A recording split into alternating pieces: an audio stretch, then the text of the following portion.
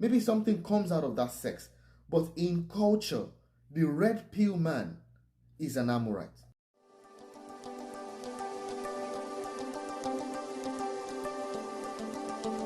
So, I just want to dive into this.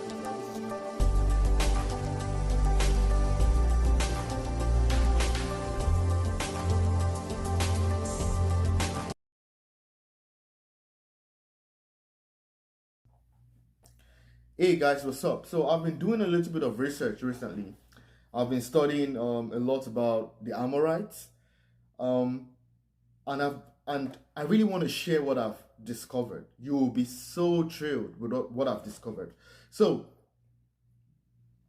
I've been able to discover so many things. I just want to talk about their characteristics. I want to describe them by detailing their characteristics. So this is going to be a part video. I don't know how many parts I'm going to have to extract from this, but I'm going to be releasing it in series. So if you want to learn more about them, I would say you should subscribe and also like the video, share the video if you learn from it. So now here's the thing. Number one thing that I learned from the Ammorites is that the whole concept, or when we say some people are Ammorites, it's actually more of a culture. It's not a set people, because the characteristics of the Ammorites is simultaneous, right, with the characteristics of the people of Canaan. You know, it's also characteristic of the people of Babylon. It's almost like you're talking about the same thing. And why is that? The Ammorites are people that live as nomads. That's the word. They live as nomads. That means they live fenceless. Someone did a great research about them and talked about them, and said the Ammorite is dressed in sheep's clothing. The Amorite is dressed in sheep's clothing. It lives in tents, in the winds and in the rain. You know, there are people that basically, they don't have borders. They don't have gates. They don't have fences. They don't have walls. They zoom into anything. They come into any community. They move into any community. You get me? And that is not the number one thing about them. So when you find a person that has no borders, you bring this to the person, it's acceptable.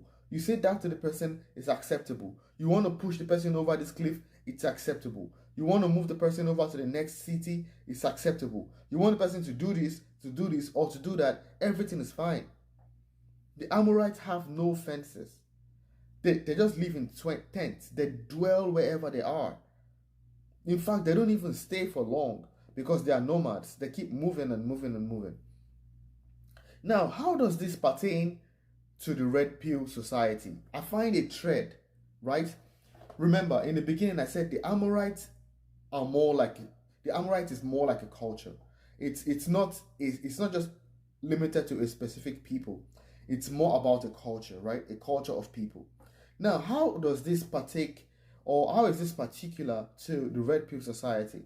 The red pill society, or the manosphere, the people that come out and talk about a high value man that doesn't necessarily get married, but has multiple women he lays with and make babies with. You know, all you do is just lay with women, and you lay with women. It's similar to the Ammorites. Why? Because the red pill guy only creates tents. He only stays in tents. He only lays with the women. He doesn't create a family. He only has sex with the women. Maybe have a baby out of that sex. Maybe something comes out of that sex. But in culture, the red pill man is an Ammorite. And I'm just saying this because we are going to come into that era where we are going to see more of Ammorite amongst us. They are already here. I mean, one simple thing you can understand is Babylon is a culture, right? Being an Ammorite is also a culture. So, culture is when you have something that is specific to people, something that you can associate with a specific group of people. That is a simple thing you call culture. So, you identify people of a certain culture by what they do, right? So, red pill society men or red pill men are becoming like Ammorites. You have to be careful to not be part of the red pill society, because it just tells you to be a man of standard. It teaches you how to be a man that is placed here. And once you're a man that is placed here, all you do is you have more access to multiple women. And when you have more access to multiple women, you engage with more women. You have sex and you have sex and you have sex.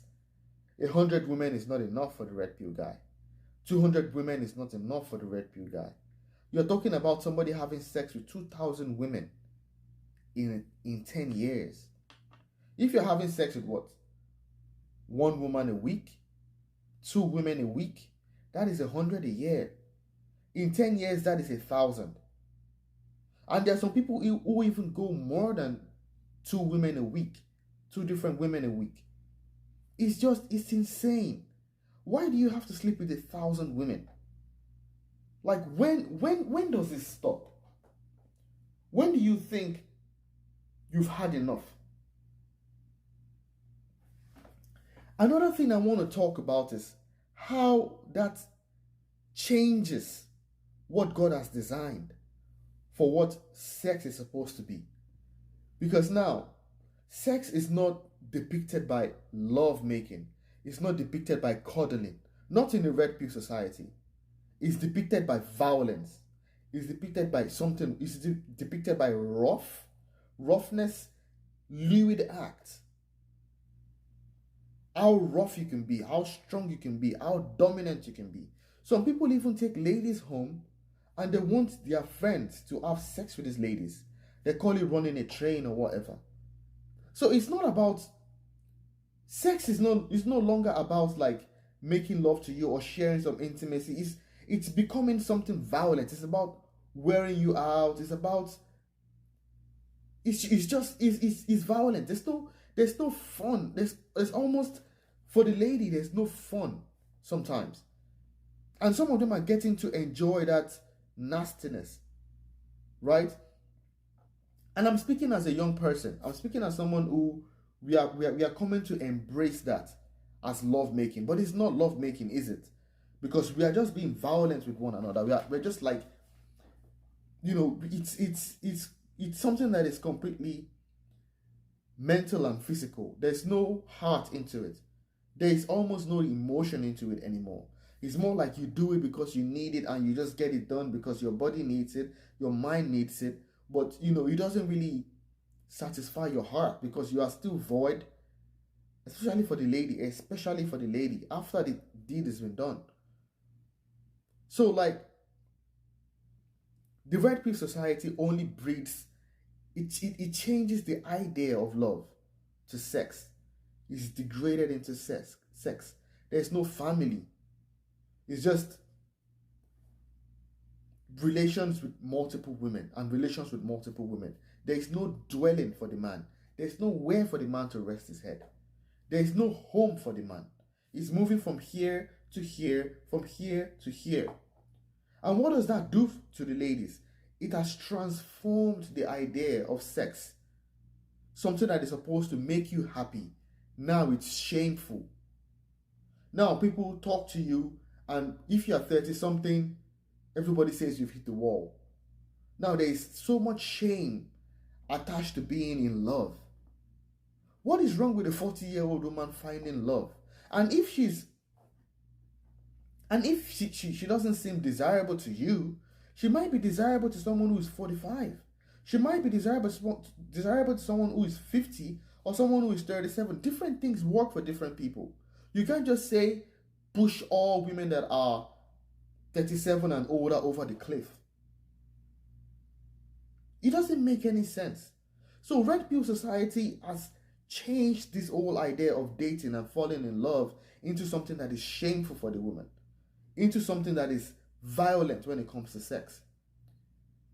And there's no privacy anymore. There's no such thing as only your husband sees this about you. No, the whole world sees it. It's nudity. I don't know how women do this. You post every single part of your body online. Every single part of your body is online. It's just, it's insane. How do you value something that everybody can have? You know, and one last thing I want to talk about is the fact that some women have this mentality as well to what? To have fun in their 20s. Your 20s are for fun. You know, this stupid mentality of your 20s are for fun. And I don't know who came up with this mentality, but it's dumb. Because, like, you would rather have sex with a stranger. You would rather go have sex with a stranger. Someone treat you like scum. You would rather have sex with someone who just, like, you will give your all to someone who buys you a drink, to someone who you meet or who you met just 15, 20 minutes ago. You will give your best self, the most beautiful version of yourself, the strongest version of yourself. You will give it all to a stranger, to something that is not going to be valuable in the next 30 minutes, in the next 3 days. You will give that off to that person, and then you want to save a post, you know, when you're closer to 40 or when you're in your mid-30s for your husband. You want the best that society can give you when you are not at your best. How do you make that make sense? How do you make sense of that? How do you give your best to someone that is not worth it, but find someone that is worth it and give him something that is not your best? Give him not your best self. Give him not half of your best self. Why do you want to find the man that is worth it with multiple babies, with multiple issues, when you've gone through multiple God knows what? I think we need to reframe dating. We need to be careful. Are we staying to the right culture, or are we fashioning ourselves to become Ammorites? Because Ammorite goes beyond just some certain people that lived in Mesopotamia or the Syriac part of Eastern Europe about 4,000 years ago. The idea of Ammorite is more of a culture, and the same trait of the Amorite can be found in Canaan, can be found in Babylon. It's the same thing. So I just want to share that video because the society right now is emptying us. It's making us more like Ammorite with stuff like the Red Pill Society, with some movies and some things that are coming up from Hollywood. You know, it's driving us more and more and more into Ammorite. We have no borders. We have no fences. We have no place to rest our head. We just lay with whoever we want to lay with. It all started with, you know, just fun. And now it's a lifestyle. So I just hope this video, you know, I hope this video, you know, teaches something. I hope it sheds light on a specific thing that you're doing. I hope it encourages you to keep track of, you know, being on the right path. I believe, you know, being of the culture of the Ammorite, you can only go down. It's only going to be more nudity. It's only going to be more shame. Sex is only going to be more violent. There's no if and if, because the way the human biology is, your dopamine level needs excitement. If you keep doing something, it's just science. If you keep doing the same thing, right? Or imagine someone who is taking the same drug. You get to a level where you start taking more because the regular stuff you're taking doesn't get you off anymore. So you want more. So by the time you are in the Red Pill Society, when you're having 1 woman, 2 women a week, you want to go to bed with 2 women at once. You want to go to bed with 3 women at once. So how do you find one woman who can cater to all the things you need? It's impossible. You know, you want to use your, you want to have fun in your 20s. You want to have 100 guys you've dated before you're 30. You're counting the bodies, you're sharing it with your friends, you guys are smiling, you're happy about it. But by the time you find the one guy that you want, you are going to find 99 things you don't like, or 99 things you are missing in the one guy you want. Why? Because you've been through 100 people. It's just common sense. It's going to be difficult for one man to just be enough for the rest of your life. If you have been used to having 10 guys per year, 12 guys in a year, one guy in a month, you can't even get to keep a guy for 2 weeks. So those are the things we need to talk about. Those are the things we need to change. You know, it's a culture. It's something you're fashioning yourself into. Perhaps you can change. Perhaps you can choose a different light. Well, I just hope this, if you get anything from this message, I want you guys to know that the concept of Ammorite is a culture, and it's something that, you know, is being pushed upon us. It's being pushed up on us. Literally. We have to be careful so we don't dig into it, so we don't accept it into ourselves and become Ammorite ourselves. So that's going to be part 1. So I'll be dropping more parts. I'll break down, you know, more things about the Ammorite later. If you like it, if you enjoy what you've heard or what I've said, give the video a like button. Hit the like button, subscribe, and in the comment section below you can also let me know what you feel. I guess I will catch you guys next time.